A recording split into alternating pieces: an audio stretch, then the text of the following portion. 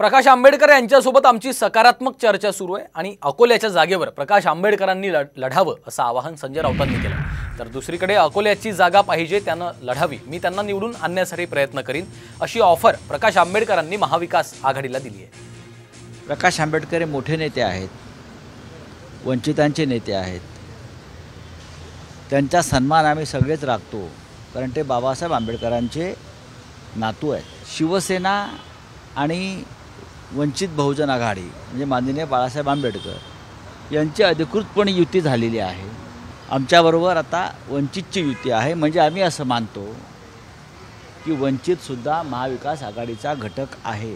या सगळ्या पक्षांना ऑफर आहे की अकोला हा काय फार महत्त्वाचा नाही, मी लढलो काय न लढलो काय फार फरक पडत नाही।